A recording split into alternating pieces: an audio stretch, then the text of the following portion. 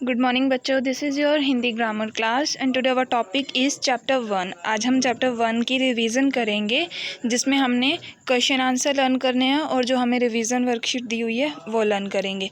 तो सबसे पहले हमारा क्वेश्चन है, भाषा किसे कहते हैं? जिस साधन से हम अपने विचारों तथा भावों को दूसरों पर प्रकट करते हैं और दूसरों के विचारों तथा भावों को समझ सकते हैं, उसे भाषा कहते हैं।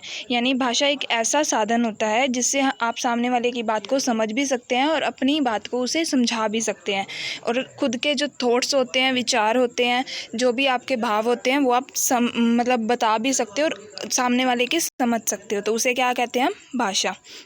लिपि की परिभाषा लिखिए। जब भी किसी भाषा को लिखा जाता है तो उसके लिए कुछ निश्चित चिन्ह बनाए जाते हैं। ये चिन्ह वर्ण होते हैं।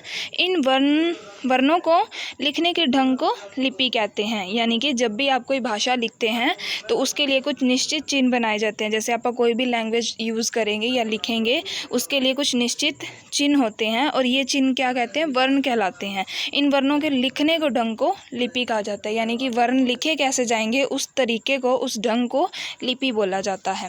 नेक्स्ट है, व्याकरण की परिभाषा दीजिए। भाषा के शुद्ध रूप और उसके शुद्ध प्रयोग का ज्ञान कराने वाला शास्त्र व्याकरण कहलाता है।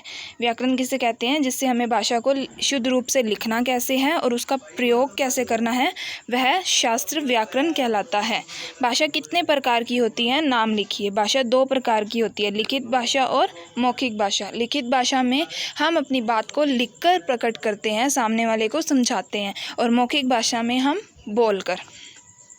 नेक्स्ट हमारा सेकंड क्वेश्चन है, निम्नलिखित वाक्यों में खाली स्थान भरिए। धरती पर केवल डैश ही भाषा बोल सकता है। यानी कि हमारा जो अर्थ प्लैनेट है, इस पर कौन भाषा बोल सकते हैं? मनुष्य, यानी कि हम लोग।